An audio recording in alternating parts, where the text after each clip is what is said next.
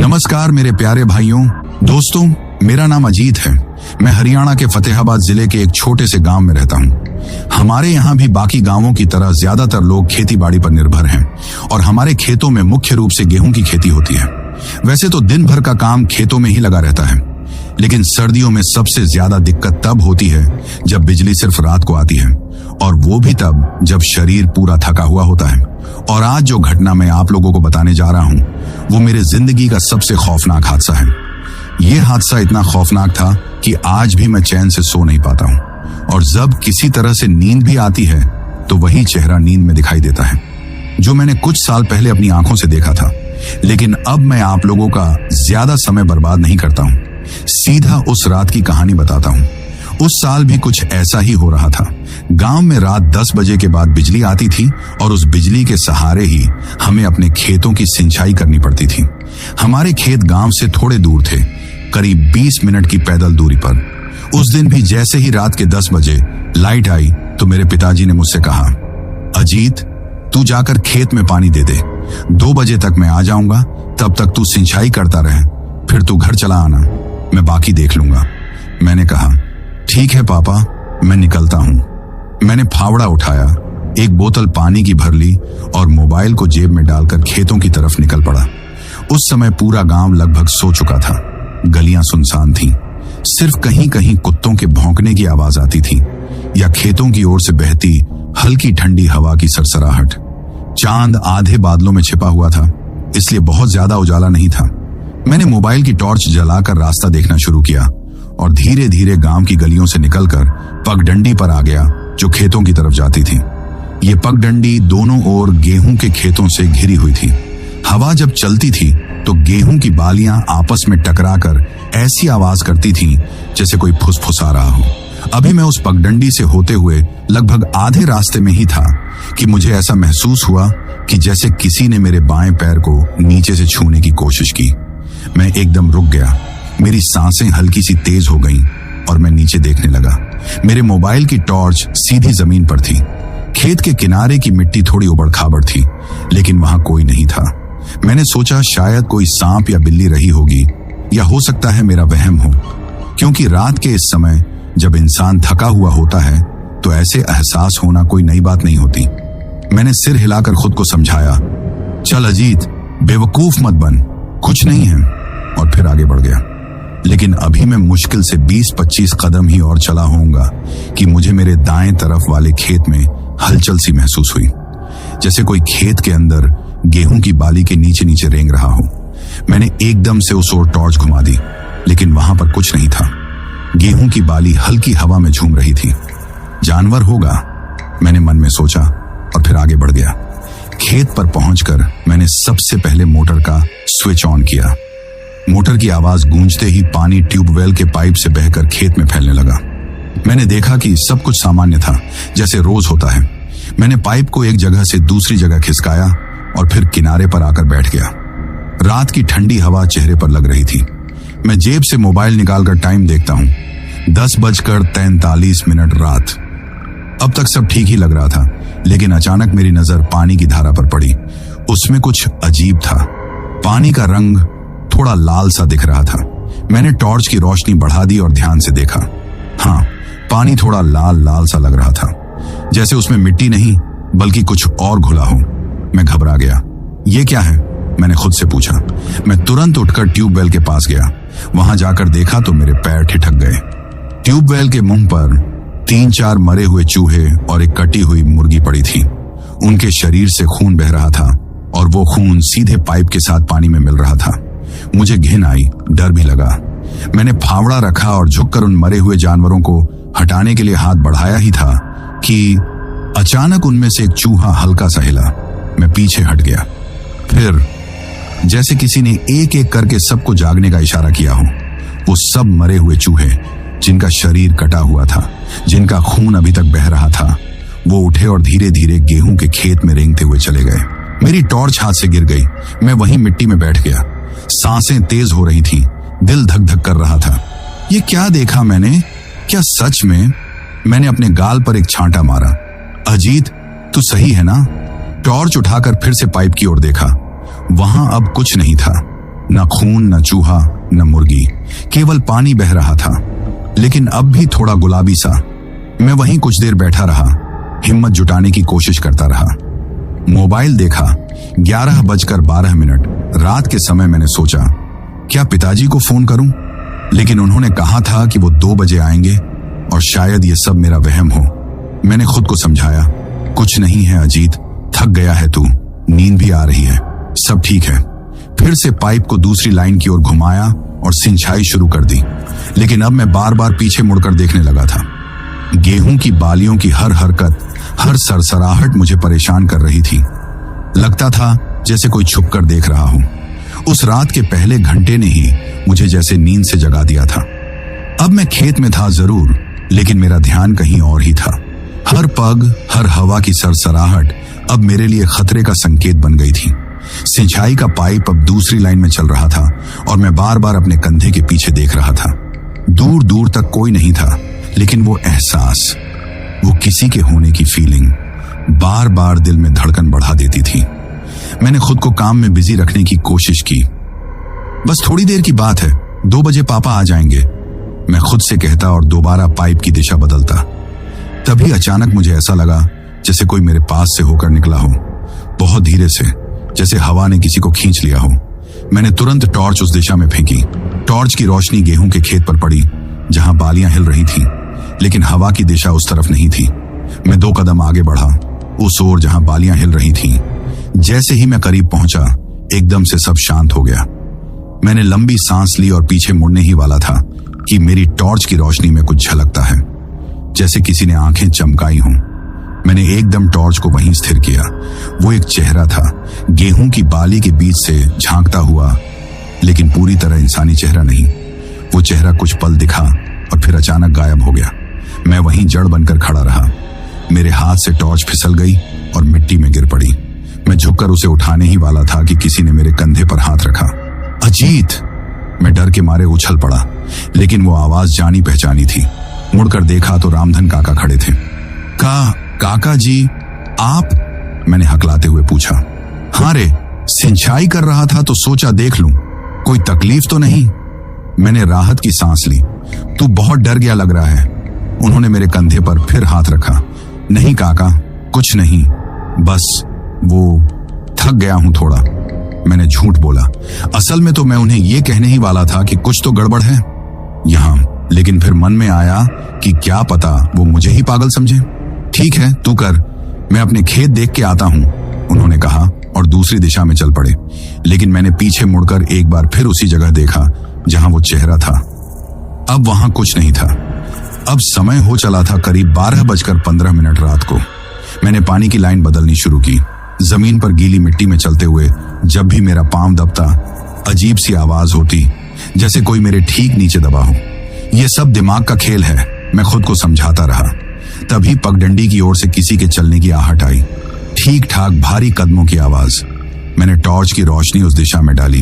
एक परछाई थी, बहुत धीमी गति से चलती हुई, फिर अचानक ठहर गई। मैं वहीं रुक गया और उसने भी चलना बंद कर दिया। मैंने एक कदम आगे बढ़ाया, वो भी हिली। मैंने एक कदम पीछे लिया, वो भी पीछे हटी। अब मेरी सांसें और तेज हो गईं। कौन है? मैंने चिल्लाकर पूछा। कोई जवाब नहीं आया। कौन है बोलता हूं, मैं थोड़ा और ऊंचा बोला। वह परछाई अब साफ दिख रही थी। लंबा दुबला शरीर, सिर झुका हुआ, और वो बाल जैसे औरत के बाल हों, लेकिन चाल किसी आदमी जैसी थी।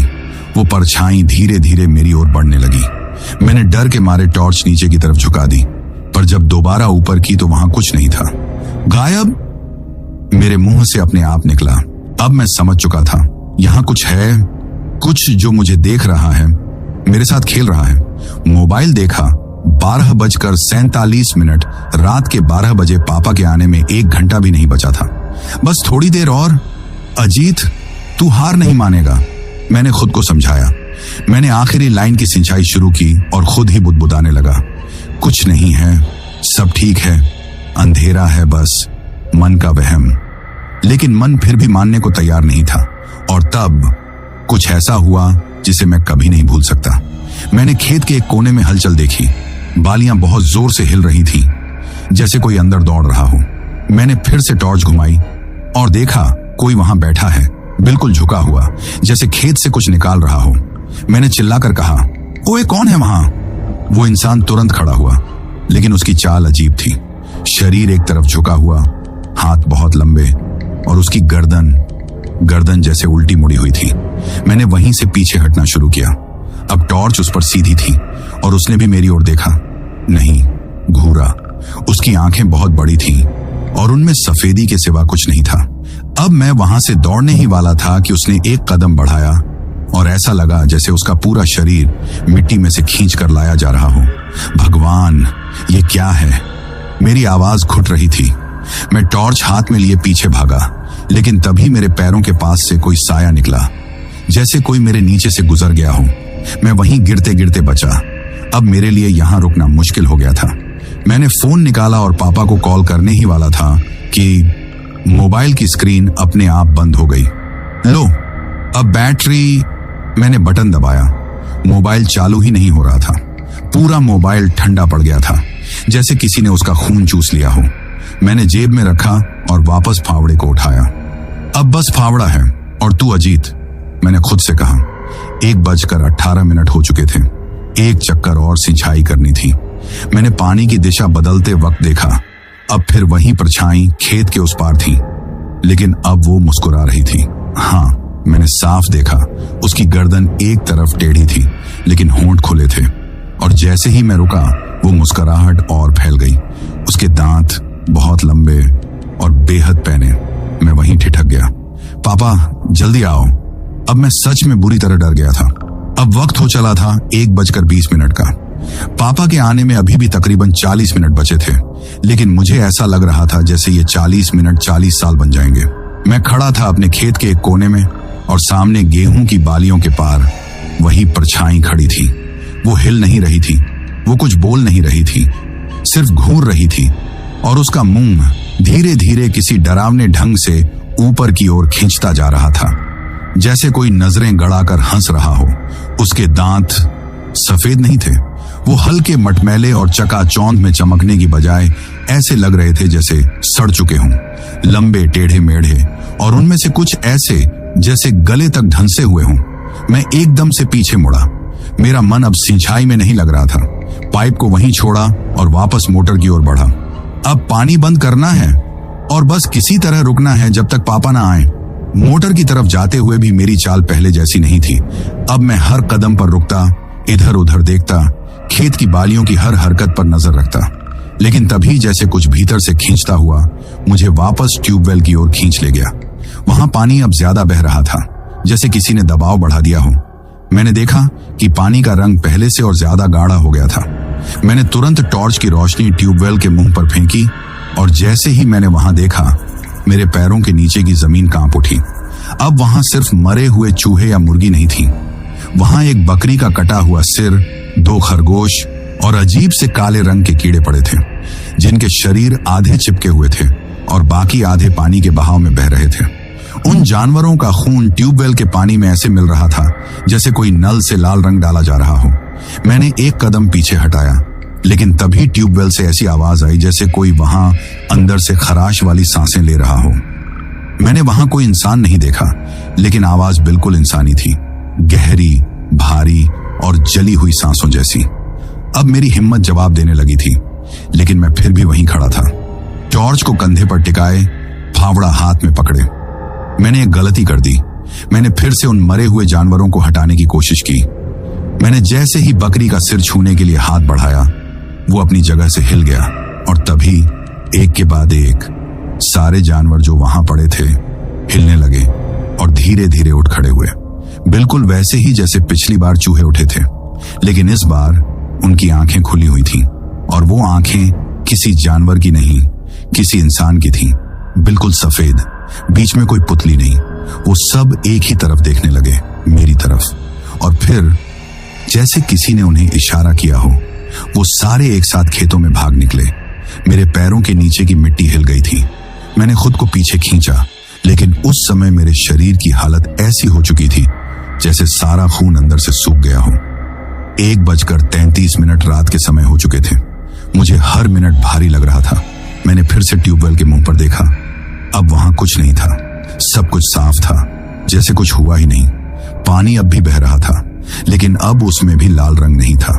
मैंने बुदबुदाया, मैं पागल हो रहा हूं क्या? ये सब तो मैंने देखा, और अब कुछ भी नहीं। मैं पसीने से पूरी तरह भीग चुका था, जबकि सर्दी का मौसम था और हवा में इतनी ठंड थी कि सांस भी धुएं जैसी निकल रही थी। मैंने फावड़ा उठाया और वहीं बैठ गया, लेकिन तभी मेरे कानों के पास किसी के फुसफुसाने की आवाज आई। तू मुझे देख रहा है? मैंने चौंक कर सिर घुमाया। वहां कोई नहीं था, लेकिन वो आवाज मेरे कान के इतने पास थी कि मुझे अपना बदन सुनने लगने लगा। कौन है? मैंने चीख कर कहा। तू पानी में खून देखता है, तो फिर तेरी आंखों में क्या बहता है? ये वही आवाज थी जो ट्यूबवेल से पहले आई थी, गहरी, सांस खींचती हुई, जैसे कोई तंदूर के अंदर से बोल रहा हूं। अब मैं उठ खड़ा हुआ। मैंने फावड़ा कसकर पकड़ा और खेत के एक एक कोने में टॉर्च डालने लगा। फिर मेरी नजर खेत के उस कोने पर पड़ी जहां पहली बार मुझे वो परछाई दिखी थी। अब वहां कोई परछाई नहीं थी, वहां खुद रामधन काका खड़े थे। काका जी, आप फिर? मैंने पूछा। वो चुप रहे। आपकी तबीयत ठीक है? मैं उनके पास बढ़ा। तू अब भाग नहीं सकता अजीत, उन्होंने धीमे से कहा। क्या? मैं वहीं रुक गया। उन्होंने अपना चेहरा उठाया। वो चेहरा रामधन काका का नहीं था, वो चेहरा किसी और का था। झुर्रियों भरा, सूखा, और उसके गालों पर ताजा खून के धब्बे थे। तू खून से डरता है? चल दिखाऊं तुझे असली सिंचाई कैसी होती है। और उन्होंने जैसे ही हाथ बढ़ाया, उनकी उंगलियों की जगह छोटे छोटे पंजे निकल आए। अब मैं समझ चुका था, ये काका नहीं है, ये वही कुछ है जो मुझे पहले से घूर रहा था। मैंने बिना एक पल गंवाए फावड़ा उठाया और उल्टी दिशा में भागा। मेरे पीछे कदमों की आवाज आ रही थी और फिर वो चिल्लाया, भाग अजीत! लेकिन अब खेत तेरे नहीं रहे। उस रात मैं जितनी तेज दौड़ रहा था, उतनी तेज दौड़ मैंने शायद अपनी जिंदगी में कभी नहीं लगाई थी। मेरे पीछे खेतों की मिट्टी पर नंगे पैरों की भारी आवाजें आ रही थी। एक समय ऐसा भी आया कि वो कदम जैसे बिल्कुल मेरी गर्दन के पीछे से आ रहे हों। मैंने मुड़कर देखा भी नहीं, हिम्मत नहीं हुई। टॉर्च अब मेरे हाथ में नहीं थी। शायद भागते वक्त मेरे हाथ से गिर गई थी, या मैंने खुद ही छोड़ दी थी, क्योंकि अब तो बस एक ही ख्याल था, बचना है किसी भी तरह से। मैं खेतों से होते हुए फिर उस पगडंडी पर पहुंचा जहां से मैं आया था। लेकिन उस वक्त वो पगडंडी मुझे वैसी नहीं लग रही थी जैसी पहले लगती थी। अब वो पगडंडी अंधेरे में नहीं, बल्कि किसी गहरे साए में छिपी हुई लग रही थी, और उस पर चलते हुए ऐसा लग रहा था कि मिट्टी सिर्फ नीचे नहीं है, वो मेरे पैरों को ऊपर खींच रही है, जैसे कोई पकड़ना चाहता हो, जैसे कोई नीचे से मेरा पैर खींच रहा हो। मैंने एक झटका देकर अपना पैर निकाला और तेज दौड़ा, लेकिन तभी अचानक मेरा पैर किसी कठोर चीज से टकराया और मैं मुंह के बल नीचे गिर पड़ा। मेरे चेहरे की मिट्टी में गड़गड़ाहट हुई, और जैसे ही मैंने हाथ उठाया, मेरी नाक से खून बह रहा था। मैं उठने की कोशिश कर ही रहा था कि मेरे पैर को किसी ने पीछे से पकड़ लिया। इस बार पकड़ कमजोर नहीं थी, वो जबरदस्त थी, जैसे लोहे के पंजे हों। नहीं, नहीं, मैंने चिल्लाने की कोशिश की, लेकिन मेरी आवाज गले में ही फंस गई। मैंने हाथों से मिट्टी को पकड़कर खुद को खींचने की कोशिश की, लेकिन जो भी चीज मेरे पैर को पकड़ रही थी, वो मुझे घसीटने लगी थी। उसने मुझे पगडंडी पर घसीटते हुए उसी खेत की ओर खींचना शुरू कर दिया जहां से मैं भागा था। मेरे शरीर का एक एक अंग मिट्टी में रगड़ खा रहा था, नाक से खून बह रहा था, होंठ कट गए थे, और मेरा पाजामा घुटनों तक मिट्टी में लथपथ हो चुका था। मैंने मिट्टी में पड़ी एक लकड़ी को पकड़ने की कोशिश की, लेकिन वो भी हाथ से फिसल गई, और तब मैं वापस उसी जगह लाकर फेंका गया जहां कुछ देर पहले वो रामधन काका खड़े थे। अब वहां कोई नहीं था, लेकिन मुझे पता था वो यहीं कहीं है। मैंने हिम्मत करके उठने की कोशिश की। मेरे हाथ अब भी कांप रहे थे, लेकिन मैं किसी तरह से खुद को घसीटते हुए थोड़ा किनारे तक ले गया और वहां टिककर बैठ गया।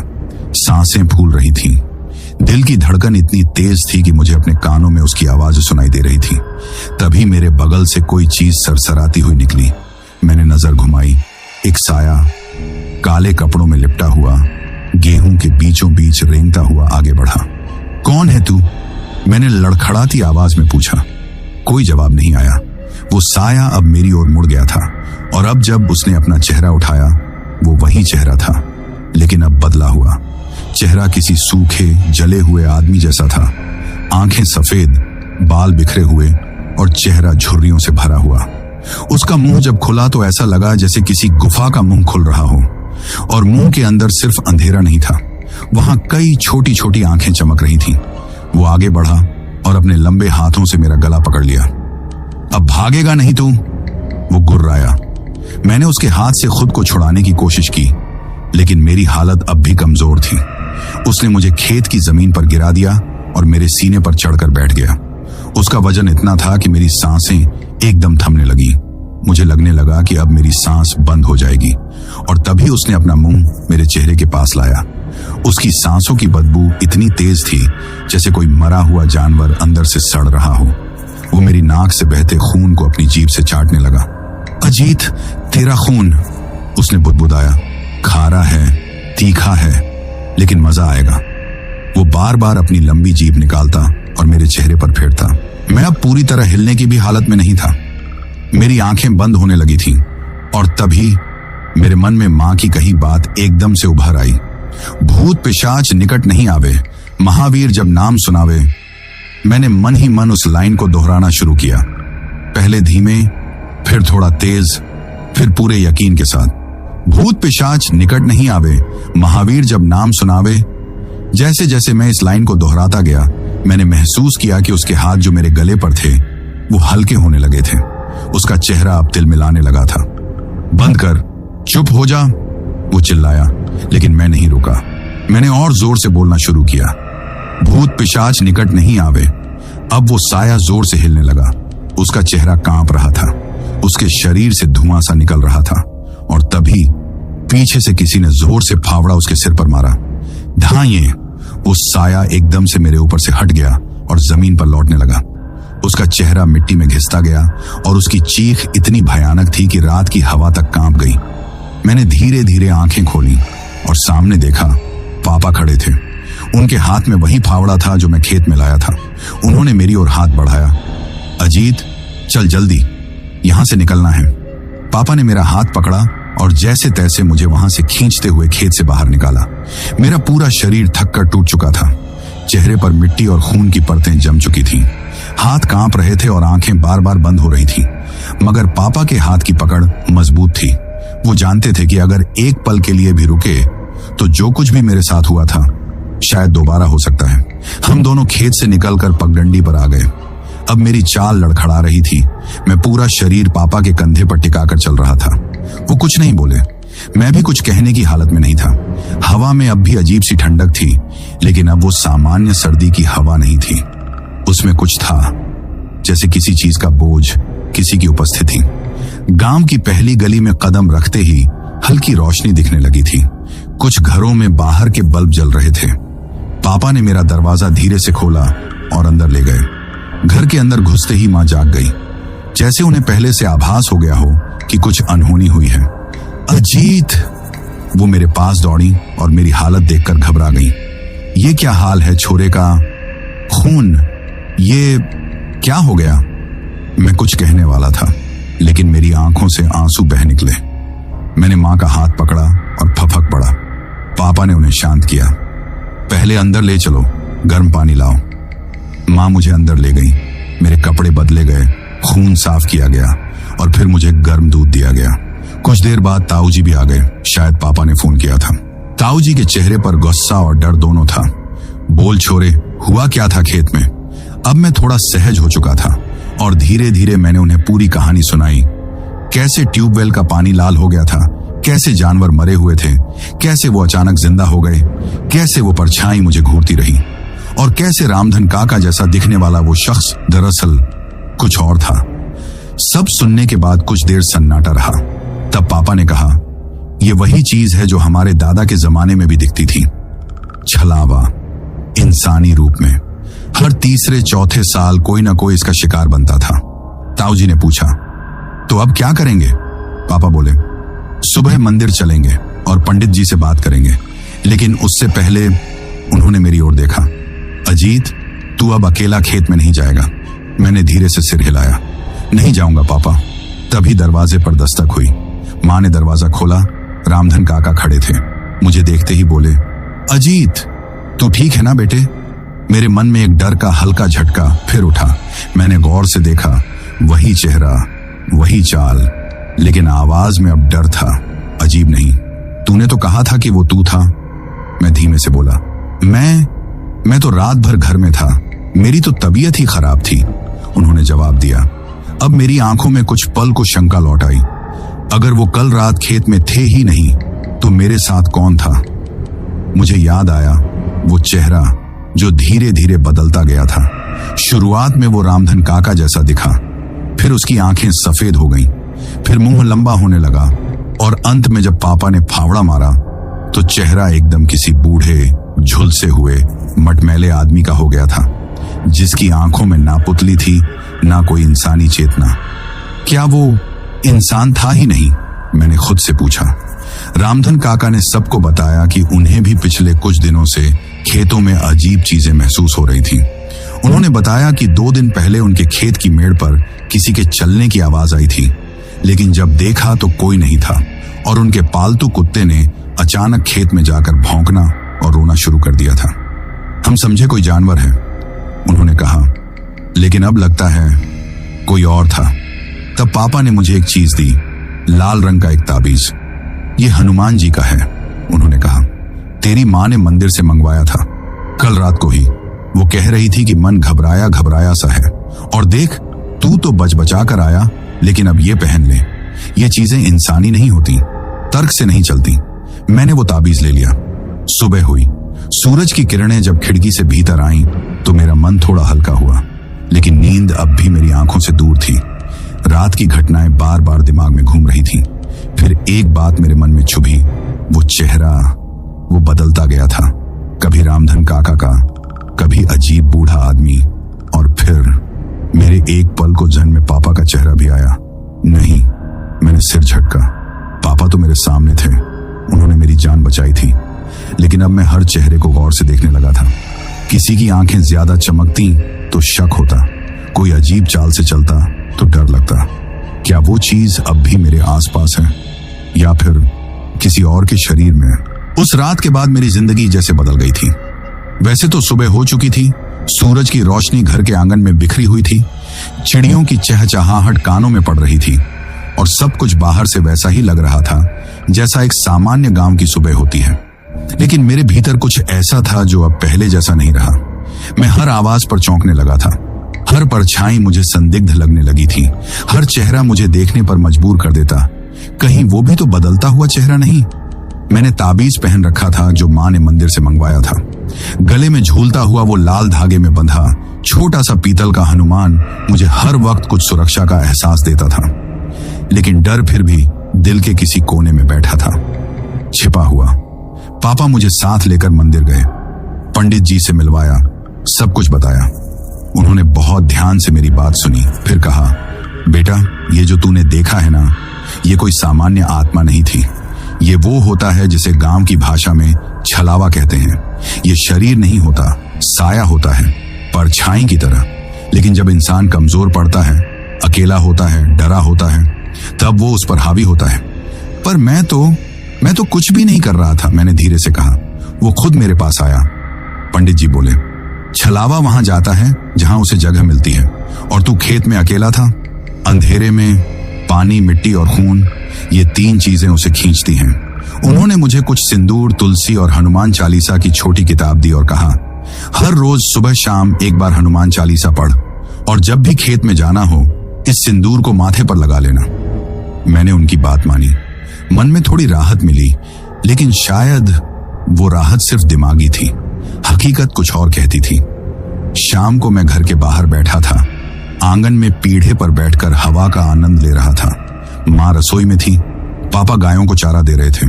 तभी मेरी नजर गली की तरफ गई। सामने एक औरत चलती हुई दिखी, धीमी चाल, सिर पर पल्लू और सफेद साड़ी।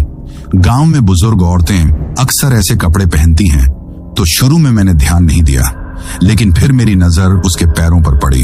वो चल रही थी, लेकिन उसके कदम जमीन को छू नहीं रहे थे। क्या? मैं एकदम खड़ा हो गया। मैंने एक पल पलकें झपकाई और वो औरत गायब। अरे, मैंने मुंह से निकाला, अभी तो मैंने सामने दौड़कर देखा, लेकिन वहां कुछ नहीं था। गली खाली थी, दूर तक कोई नहीं। मैं अंदर गया, पापा को बताया। उन्होंने कहा, तेरा मन अब ज्यादा सोचने लगा है अजीत, थोड़ा काम में ध्यान लगा। दिन में ऐसे साए नहीं आते। पर पापा, वो पैरों से जमीन को छू नहीं रही थी। मैंने जोर देकर कहा। पापा शांत रहे, फिर बोले, ठीक है, आज खेत मत जा, कल सुबह मैं साथ चलूंगा, तब बात करेंगे। मैंने हामी भर दी। रात को खाना खाने के बाद मैं जल्दी ही अपने बिस्तर में चला गया, लेकिन नींद नहीं आ रही थी। माँ ने कहा, हनुमान चालीसा पढ़ के सोया कर, डर लगे तो मेरा कमरा खुला है। मैंने वो छोटी किताब खोली और पढ़ना शुरू किया। धीरे धीरे मन शांत हुआ और नींद ने घेर लिया, लेकिन शायद मेरी नींद पूरी होने से पहले ही वो लौट आया था। मैं सपने में नहीं था, मैं अपने आंगन में खड़ा था। सब तरफ अंधेरा था, लेकिन इतना नहीं कि कुछ दिखे ही नहीं। सब कुछ धुंधला सा था। मेरे सामने वही खेत था, वही ट्यूबवेल, वही गीली मिट्टी, और उस मिट्टी के बीच कोई बैठा था, झुका हुआ। मैं उसे पहचानने की कोशिश कर रहा था, लेकिन उसका चेहरा जमीन में गड़ा हुआ था। मैंने कदम आगे बढ़ाया, 1, 2, 3। वो सिर उठाता है धीरे धीरे, और चेहरा जब ऊपर आता है वो मेरा अपना चेहरा होता है। तू है या मैं? वो बोलता है मेरी ही आवाज में। मैं चीखना चाहता हूं, लेकिन मुंह से आवाज नहीं निकलती, और तभी उसकी आंखें सफेद हो जाती हैं, मुंह फटता है और अंदर से निकलता है वही चेहरा, झुलसा हुआ, वही जो खेत में मिला था। तेरे अंदर मैं रहूंगा अब, वो चिल्लाता है। मैं बुरी तरह हड़बड़ाकर बिस्तर पर उठ जाता हूं। मेरे पूरे शरीर से पसीना बह रहा था, मेरी टी शर्ट भीग चुकी थी। माँ मेरे कमरे में दौड़कर आती हैं। क्या हुआ अजीत, तू चीखा क्यों? मैं कुछ नहीं बोल पाया, बस एक ही बात बार बार मन में गूंज रही थी। छाया अब सपनों में भी पीछा कर रही है। अगली सुबह जब मेरी आंख खुली तो सूरज की हल्की किरणें कमरे की खिड़की से अंदर झांक रही थीं, लेकिन नींद के बावजूद मेरी आंखों के नीचे काले घेरे थे, और शायद हों भी क्यों ना, उस रात का सपना अब भी मेरे मन में गूंज रहा था। सपने में खुद का चेहरा, वही जलता हुआ स्वरूप, और वो अंतिम लाइन, तेरे अंदर मैं रहूंगा अब। मैंने उठकर मुंह धोया। माँ ने हल्का नाश्ता दिया और पूछा, अब ठीक लग रहा है ना? मैंने सिर हिलाया। हाँ माँ, लेकिन अंदर से मैं जानता था कि अब कुछ भी पहले जैसा नहीं था। पापा ने आवाज दी, अजीत, खेत चलना है, मैं साथ हूं आज, डरने की जरूरत नहीं। मैंने खुद को तैयार किया, ताबीज पहनकर गले के अंदर डाला और जेब में हनुमान चालीसा की छोटी किताब रख ली। हम दोनों खेत की ओर निकल पड़े। गांव से बाहर निकलते वक्त सब कुछ सामान्य लग रहा था। बच्चे खेल रहे थे, कुछ लोग भैंसों को नहला रहे थे, और हवा में ठंडी ठंडी सी महक थी। लेकिन जैसे ही हम खेत के पास पहुंचे, मुझे फिर से वही अजीब एहसास होने लगा। एक बार को मुझे ऐसा भी लगा जैसे ट्यूबवेल का वो हिस्सा जहां मैंने वो घटना देखी थी, अब थोड़ा और काला पड़ गया है, जैसे कोई दाग हो गया हो मिट्टी में। पापा ने मोटर चालू की और हम दोनों सिंचाई करने लगे। आज तू चिंता मत कर, मैं यहीं हूं, पापा बोले। मैंने हामी भरी, लेकिन मेरा ध्यान बार बार खेत के उस कोने पर जा रहा था जहां मैंने पहली बार परछाई देखी थी। थोड़ी देर बाद पापा बोले, मैं लाइन घुमा के आता हूं, तू यहीं खड़ा रह। मैं वहीं रुका रहा। सूरज अब ऊपर चढ़ चुका था और खेत में उजाला भर गया था, लेकिन उस उजाले में भी कुछ चीजें थीं जो छिपी हुई थीं। मैंने एक हलचल देखी। खेत के दूसरे कोने से कोई आता दिखा, सिर पर सफेद गमछा, वही काले रंग की जर्सी, चाल बिल्कुल मेरे ताऊजी जैसी। मैंने दूर से ही कहा, ताऊजी आप? वो कुछ नहीं बोले, बस धीरे धीरे चलते हुए पास आते रहे। जब वो मेरे करीब आए तो मैंने देखा, हाँ, चेहरा तो वही था। मैंने कहा, ताऊजी, आपने बताया नहीं कि आप भी खेत आ रहे हैं। वो रुके, मुस्कुराए और बोले, तूने बुलाया था ना बेटा। मैं थोड़ा चौंका। हाँ, जब तू डरता है तो कोई तो आता है ना। अब देख, मैं आ गया। वो मुस्कुराए। उनकी मुस्कुराहट कुछ अजीब थी। उनके दांत पहले जैसे नहीं लग रहे थे, थोड़े लंबे, थोड़े बाहर की ओर निकले हुए, और उनकी आवाज में कुछ था, कुछ ऐसा जो ताऊजी की आवाज नहीं थी। धीरे धीरे मेरे रोंगटे खड़े होने लगे। ताऊजी, मैंने डरते हुए कहा, आपका चेहरा, आप। और तभी उन्होंने कहा, चेहरा तो कोई भी हो सकता है अजीत, पर अंदर जो है वो असली होता है। उनकी आंखें अब धीरे धीरे सफेद होने लगी थीं। मैं पीछे हटने लगा तू मुझे पहचान नहीं पाया अभी तक? उन्होंने एक अजीब सी हंसी हंसते हुए कहा और फिर उनका चेहरा बदलने लगा। चेहरा धीरे धीरे खींचने लगा, झुर्रियां उभर आईं, होंठ पीछे खींच गए और वो वही चेहरा बन गया जो मैंने उस रात देखा था। वो छलावा अब ताऊजी का भेष लेकर मेरे सामने था। मैंने चीखने की कोशिश की, पापा, लेकिन जैसे मेरी आवाज ही जाम हो गई। उसने अपना एक हाथ मेरी ओर बढ़ाया। उसकी उंगलियां अब नाखूनों में बदल रही थीं, बड़े काले मुड़े हुए नाखून। वो आगे बढ़ा, अब तू अकेला नहीं है अजीत, मैं तेरे साथ हूं हर चेहरे में। और फिर कंधे पर किसी का हाथ पड़ा। मैं पलटा, पापा थे। उन्होंने देखा और वो छलावा अब वहीं पर चुपचाप खड़ा था, बिना हिले। पापा ने बिना कुछ कहे जेब से सिंदूर निकाला और मेरे माथे पर लगाया। छलावा अब पीछे हटने लगा। उसकी आंखें फिर से काली हो गईं, चेहरा धुंधला और धीरे धीरे वो खेत के गेहूं में समा गया। मैंने पापा की ओर देखा। पापा, वो ताऊजी बनकर आ गया था। पापा बोले, मैं जानता हूं, अब वो चेहरों से खेलने लगा है, बहुत समय तक रह गया है खेतों में, अब हर शक्ल ले सकता है। मैं सिहर गया, तो अब वो कोई भी बन सकता है? मैंने पूछा।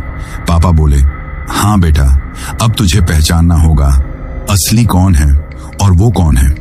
उस दिन के बाद मैं समझ गया था कि अब मामला खेत तक सीमित नहीं रह गया है। वो साया, वो छलावा अब मेरे चेहरे, मेरी आंखों, मेरी सांसों तक आ चुका था। अब वो किसी और का रूप ले सकता था, रामधन काका का, ताऊजी का, और शायद अगली बार माँ का या पापा का भी। मुझे खुद पर, अपनी सोच पर और यहां तक कि अपनी यादों पर भी शक होने लगा था। कभी कभी लगता कि क्या वाकई में ये सब हो रहा है या ये सब मेरे मन का वहम है। लेकिन फिर अगले ही पल मन कहता, खून बहा था, चूहों ने दौड़ लगाई थी, वो चेहरा देखा था तूने। हम खेत से वापस घर आ चुके थे। माँ ने हाथ मुंह धुलवाया, गरम खाना सामने रखा, लेकिन उस दिन मेरे गले से निवाला नीचे नहीं जा रहा था। क्या हुआ छोरे को? माँ ने पापा से पूछा। पापा चुप रहे। उन्होंने बस मेरी तरफ एक नजर डाली और कहा, जैसा तू समझे। उस रात के बाद अब हर दिन उससे भी ज्यादा भारी होगा। रात को बिस्तर पर लेटते ही मेरा मन बेचैन हो गया। नींद तो दूर की बात थी, आंखें बंद करते ही वही चेहरा सामने आ जाता। लेकिन मैं डरना नहीं चाहता था।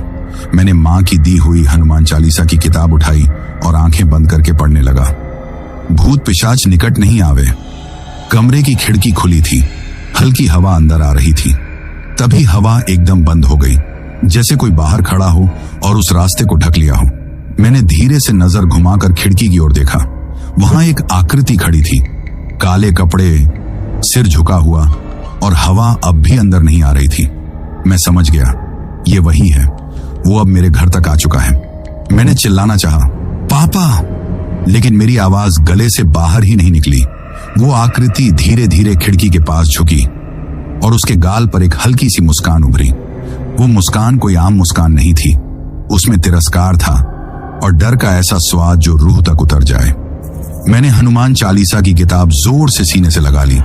वो आकृति फिर सीधी खड़ी हुई और जैसे ही मैंने आंखें बंद की, दरवाजा खुद ब खुद करके बंद हो गया। मैं उठकर दौड़ा और दरवाजा खोलने की कोशिश की। लॉक नहीं था, लेकिन फिर भी दरवाजा नहीं खुल रहा था।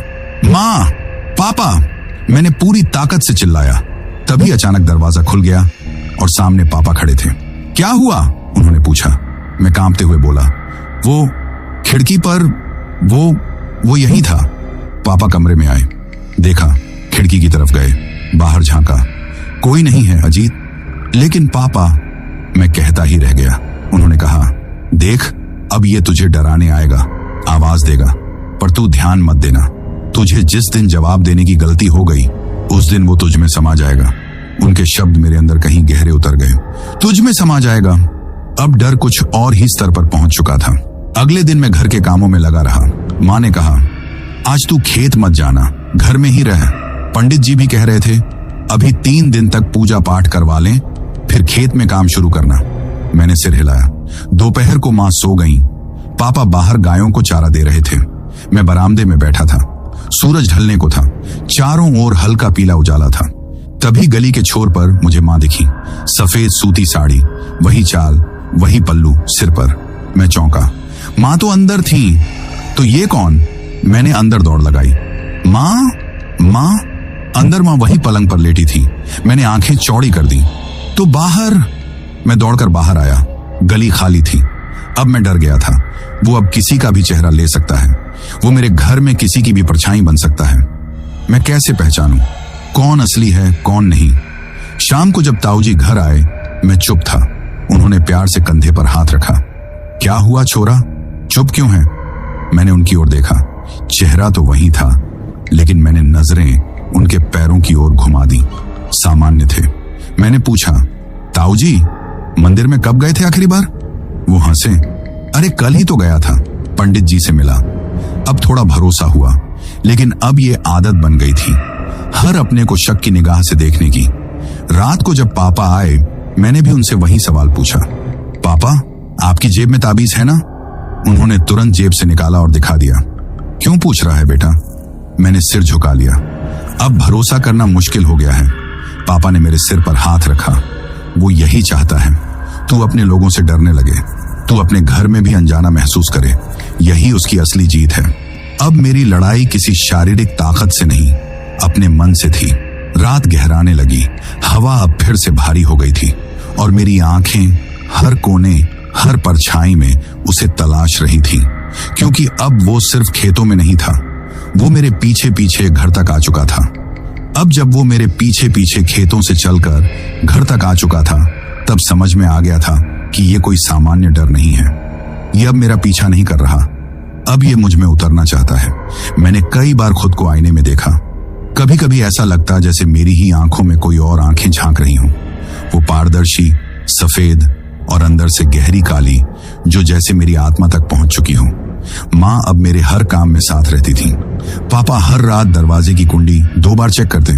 घर में अगर कोई आहट होती तो पूरा परिवार एक साथ चौंकता। शाम होते होते अब मैं घर के कोनों में हल्की हल्की सरसराहट महसूस करने लगा था। छत पर कोई चलता तो मन कहता बिल्ली होगी, लेकिन आवाज बिल्ली जैसी नहीं होती। वो नंगे पैरों की भारी थाप जैसी लगती। एक रात का किस्सा मैं कभी नहीं भूल सकता। रात के करीब 1:30 होंगे। सभी सो रहे थे। हवा थमी हुई थी। बाहर सन्नाटा था। मैं बिस्तर पर लेटा नींद का इंतजार कर रहा था, जब एकदम से मेरी खिड़की खुद ब खुद खुल गई। मैं उठकर बैठ गया। हवा में दम नहीं है, फिर ये कैसे खुल गई? मन ने सवाल उठाया। मैंने खिड़की की तरफ देखा। बाहर कुछ नहीं दिख रहा था, लेकिन फिर भी मन की घबराहट बढ़ गई। मैंने धीरे धीरे खिड़की तक कदम बढ़ाए। जैसे ही मैंने पर्दा हटाया, वो चेहरा सामने था, बिल्कुल करीब। खिड़की की जाली के ठीक उस पार, झुर्रियों से भरा, सूखा हुआ, आंखें पूरी सफेद और उसमें अजीब सी लाल नसें। लेकिन इस बार एक बात अलग थी। वो बोल नहीं रहा था, बस मेरी आंखों में देख रहा था। और फिर मैं हिल भी नहीं पाया। मेरे शरीर ने जैसे जवाब दे दिया। ना मैं चीख सकता था, न भाग सकता था। बस वही आंखें मेरी आंखों में उतरती जा रही थी। मैं उसके अंदर झांक रहा था और वो मेरे अंदर। उसने कुछ नहीं कहा, बस धीरे धीरे मुस्कुराया, और उसकी मुस्कान से ज्यादा डरावनी चीज मैंने कभी नहीं देखी थी। उसके होंठ खींचते गए, जैसे किसी धागे से खींचे जा रहे हों, और उसके गालों की खाल इतनी पतली थी कि उसके दांत जाली के पार साफ दिख रहे थे, लंबे पैने पीले। मैंने जितनी कोशिश की नजरें हटाने की, उतना ही मेरी आंखें जकड़ती चली गईं। और फिर मेरे सिर के अंदर किसी ने खटखट किया, जैसे कोई मेरी खोपड़ी के भीतर दस्तक दे रहा हो, और उसी वक्त मैं बेहोश होकर नीचे गिर पड़ा। सुबह मां की चीख से मेरी आंख खुली। अजीत, ये क्या हुआ? तू जमीन पर क्यों था? मेरी आंखें भारी थीं, सिर घूम रहा था। पापा आए, मुझे उठाया, बिस्तर पर लिटाया गया। रात को क्या हुआ? उन्होंने पूछा। मैंने हिम्मत जुटाकर कहा, वो खिड़की पर था पापा। उसने मुझे देखा, मेरी आंखों में, और फिर मैंने बात अधूरी छोड़ दी। अब मेरी आंखों में आईना देखने की हिम्मत नहीं थी। पंडित जी को बुलाया गया। उन्होंने मेरी आंखों में देखा, माथे पर सिंदूर लगाया और बोले, ये अब केवल पीछा नहीं कर रहा, ये अब इसे काबू करना चाहता है। मतलब? पापा ने पूछा। मतलब ये अब इसके शरीर में उतरने की कोशिश कर रहा है, और अगर ऐसा हो गया तो फिर इसे वापस लाना बहुत मुश्किल होगा। मां रोने लगी। मैं चुप रहा। अब हर परछाई, हर कोना, हर आवाज मुझे लगने लगा जैसे मुझे पुकार रही है। अगली रात मैं सो रहा था। कमरे में हल्की नीली रोशनी जल रही थी। तभी किसी ने मेरा नाम लिया। अजीत। आवाज मां जैसी थी, लेकिन हल्की, भारी, धीमी और बिना भावना के। मैंने आंखें खोली। मां दरवाजे पर खड़ी थी। बेटा, बाहर आ जरा। मां, इस वक्त? जरूरी बात करनी है। मैं उठने ही वाला था, लेकिन फिर अचानक ख्याल आया। मां तो अंदर सो रही थी। मैं दौड़कर अंदर के कमरे में गया। मां बिस्तर पर थी, सोई हुई। मैंने बाहर देखा, दरवाजे के पास कोई नहीं था। तो फिर वो कौन थी? अब डर नहीं, संदेह पैदा हो गया था। अब वो मेरे घर में कोई भी बन सकता है। सुबह पंडित जी ने कहा, अब समय आ गया है उसे बाहर निकालने का। अगले 1-2 दिन में हम घर के चारों तरफ हनुमान यंत्र, सिंदूर और मंत्र से रक्षा का घेरा बनाएंगे। इससे वो अंदर घुस नहीं सकेगा, लेकिन तब तक तुम अकेले मत रहना, और सबसे ज्यादा किसी भी आवाज पर दरवाजा मत खोलना। मैंने सिर हिलाया। अब मेरे डर का नाम था, जो आंखों में उतर जाए और अपने जैसा बना ले। अब तक जितना कुछ हुआ था वो सिर्फ मुंह तक सीमित था। वो जो भी था, साया, छलावा या कोई रूह, उसने मेरी परछाई में घर बना लिया था। मेरे सपनों में घुस आया था और मेरी आंखों से मुझे ही देखने लगा था। लेकिन अब वो मेरे जरिए गांव तक पहुंचना चाहता था। पंडित जी रोज सुबह घर आते। घर के चारों कोनों में सिंदूर और तुलसी के पत्ते रखे गए थे। मां रोज सुबह हनुमान चालीसा जोर से पढ़ती थी, और मैं चुप रहता था। बोलना बंद कर दिया था मैंने। कभी कभी ऐसा लगता जैसे अगर मैं कुछ कहूंगा तो आवाज मेरी नहीं होगी, या फिर जुबान मेरी चलेगी मगर शब्द उसके होंगे। मैं अब खुद से भी डरने लगा था। गांव में अजीब घटनाएं शुरू हो गई थी। रामधन काका की भैंस बिना किसी कारण के रातों रात मर गई थी। मां कहती थी उसकी आंखें पूरी सफेद हो गई थी, मरने के बाद भी खुली रह गईं। पंचायत वाले भगत जी की छोटी पोती, जो मुश्किल से 5 साल की थी, अचानक चीखने लगी।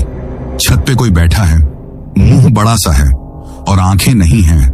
लोगों ने समझा बच्ची का वहम है, पर उसी रात भगत जी के घर की छत पर कुछ भारी चीज चलती रही। पैरों की खड़खड़ाहट बिना रुके पूरी रात। गांव धीरे धीरे सिहरने लगा था। सब अब मुझसे थोड़ा दूर रहने लगे थे। एक रात मैं कमरे में अकेला था। मां रसोई में थी, पापा बाहर दरवाजे पर। मैं चारपाई पर बैठा हुआ था और हाथ में ताबीज मरोड़ रहा था। तभी सामने लगे आईने में मेरी नजर गई। मैंने देखा मैं वहीं बैठा हूं, जैसे अभी बैठा हूं, पर आईने वाला मैं मुझे घूर रहा था। आंखें वही थी, लेकिन उनमें रोशनी नहीं थी। चेहरा उतना ही, लेकिन भाव बिल्कुल शून्य। और फिर आईने वाला मैं मुस्कुराया और मेरे शरीर में एक झटका सा आया। मेरी पीठ के पीछे पसीना आ गया, जैसे बिजली का करंट छू गया हो। मैंने झट से नजरें हटा ली, आईना उठाकर जमीन पर फेंका। चाक! आईना टूट गया। मां दौड़ी आई। क्या हुआ? मैं बस यही कह पाया। अब वो मुझ में आ गया है मां। वो अब मेरे पीछे नहीं है, वो अब मेरे अंदर है। उस रात मां ने मेरा हाथ पकड़कर पूरी रात हनुमान चालीसा पढ़ी। मेरे गले में पड़े ताबीज से गर्माहट महसूस हो रही थी, जैसे कुछ जल रहा हो, लेकिन वो जलन तकलीफ नहीं दे रही थी, बल्कि रक्षा का एहसास दे रही थी। अगली सुबह गांव का माहौल अजीब था। हर किसी के चेहरे पर थकावट, चिंता और डर था। ताऊ जी के खेत की मेड़ पर सुबह एक चप्पल मिली थी, बहुत छोटी सी, जैसे किसी बच्चे की हो, लेकिन पूरी तरह काली और जली हुई। कोई समझ नहीं पाया कि वो किसकी थी। पंडित जी ने सबको एक जगह बुलाया और कहा, अब इस बला को हटाने का सिर्फ एक रास्ता है। अजीत को इससे टकराना पड़ेगा, अकेले में। क्या मतलब? पापा भड़क गए। मतलब ये चीज अब सिर्फ भगा कर नहीं जाएगी। इसे हटाना है तो इसे पहचाना पड़ेगा। इसके सबसे गहरे रूप को देखा जाना जरूरी है, और वो काम अजीत को ही करना होगा। पर कैसे? मैंने पूछा। तू फिर उसी खेत में जाएगा, उसी जगह जहां पहली बार तेरा सामना हुआ था। वहीं तुझसे इसका असली रूप सामने आएगा और वहीं तुझे इसका जवाब देना होगा। मैं चुप हो गया। रात को जब सब सो गए, मैं चुपचाप उठा। ताबीज गले में था, हनुमान चालीसा जेब में, टॉर्च हाथ में ली और बाहर निकल पड़ा। गांव की गलियां पहले जैसी ही शांत थीं, लेकिन आज हर छाया मुझे घूरती हुई लग रही थी। जब मैं पगडंडी पर पहुंचा तो हवा चलनी बंद हो चुकी थी। हवा में एक अजीब सी गंध थी, जैसे किसी चीज के जलने के बाद की। मैं खेत में पहुंचा, ट्यूबवेल के पास गया। अब वहां से पानी नहीं बह रहा था, लेकिन मिट्टी अब भी गीली थी। और तभी वो फिर आया, न जमीन से निकला न आकाश से उतरा। वो गेहूं की बालियों के बीच से खड़ा हुआ, धीरे धीरे, पहले परछाई, फिर आकार और फिर वही चेहरा। अब का चेहरा और भी भयानक था। चेहरा जलता हुआ, अधजला, चमड़ी उतरती सी, आंखें गड्ढों में ढसी हुई। लेकिन सबसे डरावना, उसका मुंह अब सीधा मेरी ओर था और उसमें से मेरी अपनी आवाज निकल रही थी। अजीत, तू आखिर क्यों डर रहा है? मैं तो तेरा ही हिस्सा हूं, तेरे ही भीतर से तो निकला हूं। तू झूठ है, मैंने कहा। मैं तुझसे नहीं डरता। तो फिर क्यों? हर बार जब मैं पास आया तू कांप गया। मैंने जेब से हनुमान चालीसा निकाली और जोर से पढ़ना शुरू किया। भूत पिशाच निकट नहीं आवे, महावीर जब नाम सुनावे। वो हंसा, जोर से हंसा। इन शब्दों से डरता था मैं, अब नहीं डरता। तू कमजोर हो चुका है अजीत, मैं तुझसे ताकत लेता हूं, हर डर के साथ। मैंने आंखें बंद की और जोर से हनुमान चालीसा के मंत्र बोलता रहा। मंत्रों के साथ साथ हवा चलने लगी, गेहूं की बालियां झूमने लगी, ट्यूबवेल से फिर से लाल पानी बहने लगा। पर इस बार मैं भागा नहीं, मैं खड़ा रहा।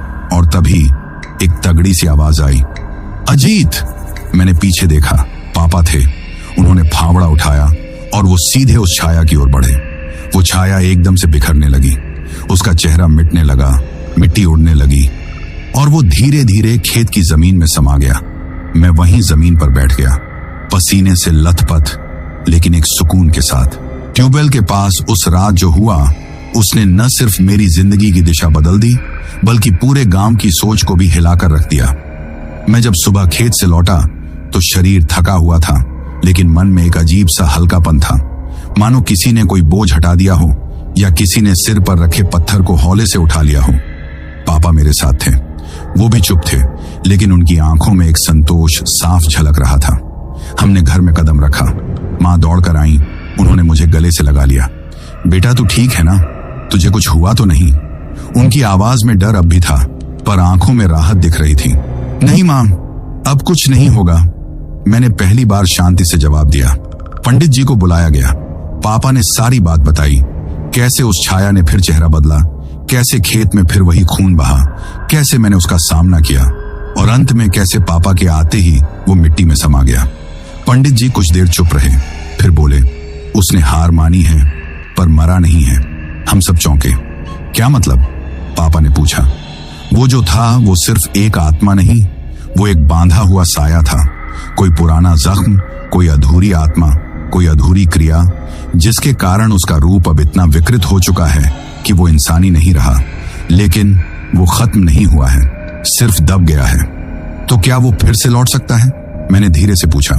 पंडित जी बोले, हाँ लौट सकता है, लेकिन कब ये कोई नहीं जानता।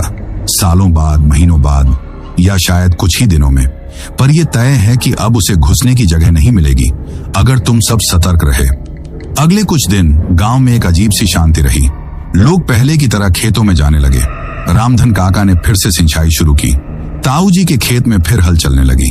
मुझे खुद भी लगा कि अब सब ठीक है, लेकिन कुछ चीजें अब भी बदल चुकी थीं और वो कभी पहले जैसी नहीं हो सकती थी।